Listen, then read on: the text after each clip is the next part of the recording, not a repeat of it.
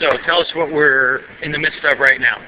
Well, we're sitting in the rec room at the Salvation Army Volunteer Village, and this is it's called Yankee Stadium, Y-A-N-K-I-E.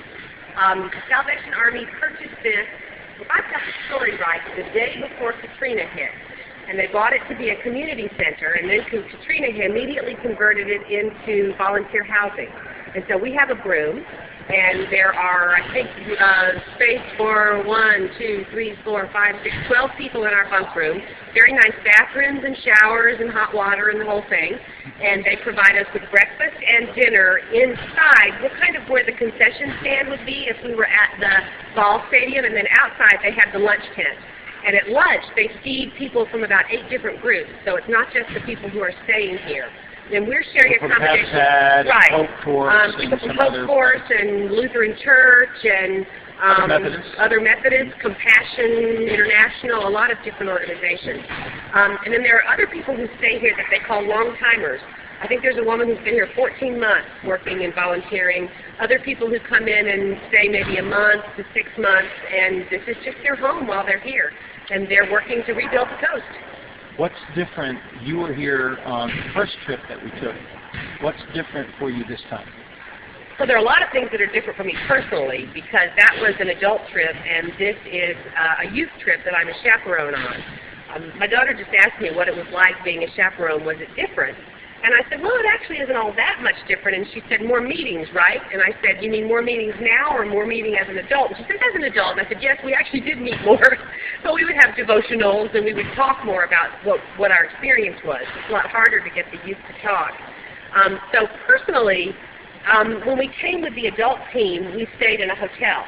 And it was, of course, very nice, but I actually prefer the experience of staying in a group environment like this, so that we get to talk to a lot of other people who are down here doing mission work and really build a team, I think. It's really a lot of fun. Now, if I were staying at the Lutheran Church, where they have 38 beds and 78 people, I might not feel the same way. I might be checking into a hotel. We're feeling pretty lucky here right now. Right. Yeah. In terms of how the coast is different, there's not so much debris. There's not so much trash around. You don't see immediately the signs of devastation in quite the same way we did even a year after the hurricane. But what you do see is that it's not a healthy community. It's not a community that's come back. You see a lot of houses that have been rebuilt. Clearly they're new houses that have been project houses. By that I mean Habitat or groups have come in and worked on these houses. But it doesn't feel like there is a commercial and business life that is healthy yet. And there are just huge numbers of empty lots where you see just the foundation and some linoleum left over, or just a chimney, or just steps. And if you never saw the coast when it was full of buildings, then you just don't quite realize how empty it is. That what looks like sort of beautiful parkland, it was homes and businesses, just one after the other all along the coast. So in that respect, what is worrying is that there's still so much work to be done here.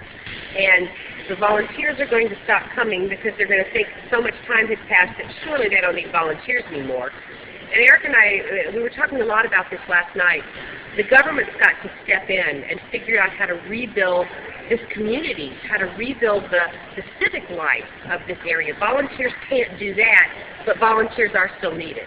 And so there's a balancing act that I think will go on as we move into the future.